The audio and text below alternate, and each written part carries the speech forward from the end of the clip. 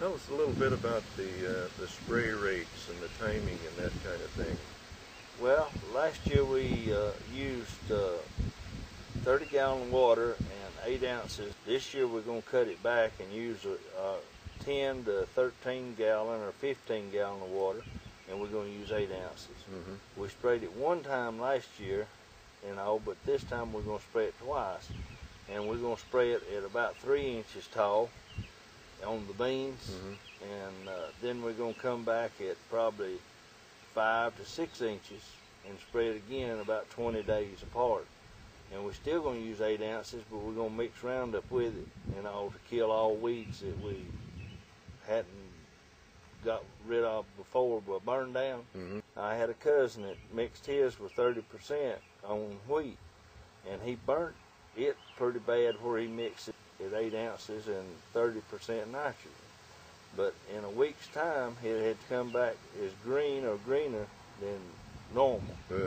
And he is so tickled with his wheat crop this time. And we're going to try to spray it twice. We may not get it sprayed once since it's getting pretty big, but we're going to spray some twice. Try it and see how much difference there are in it.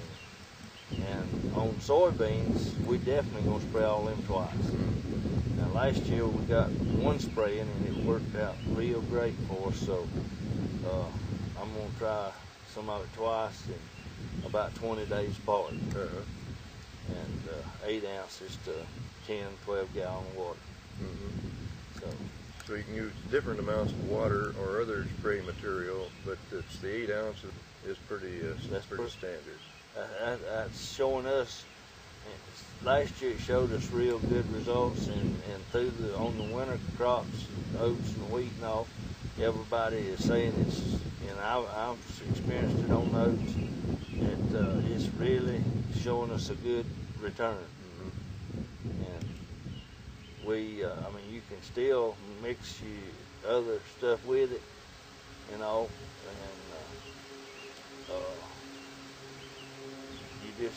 you use theirs at recommended rate, like Warrior and put 8 ounces. So it's looking real good. Great. Freddie, yesterday you had a karate customer call you. What did he say?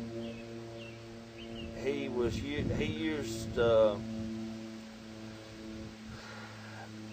karate at their recommended rate, and then he used the karate with 8 ounces. His yield was so much greater and all that he is wanting more to put on other crops. Okay. Well, thanks a lot, Dr. Hesser and Freddie, and I'll be back for another report. When are we going to be getting some of them beans and corn out of the ground? Well, we've got some beans out now, but they just ain't quite big enough to spray. Now the corn, we got to get on it just in the next day, and get it sprayed, because if it comes a good rain, we need some rain. And if it comes a good rain, it's going to get away from us. Okay. Size-wise. Well, thanks an awful lot. And y'all have a good day. Thank you. The first thing I'd like to say is I put the product in my tank at 100 to 1. That's 1 quart to 25 gallons. Because I had a mango tree that was in horrible shape. I put it on agitate. That spray rig had been used for about 12 years. It was caked with copper, manzate, benlate, everything that cakes up in spray rigs. The phone rang. I went into the office, came back out after about 5 minutes, climbed on the spray rig, drove to the back of the nursery, pulled the trigger on the gun, and this big chartreuse aquamarine color came out of the gun.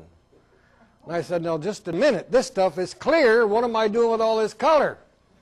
I popped the lid on the tank, and the tank was clean.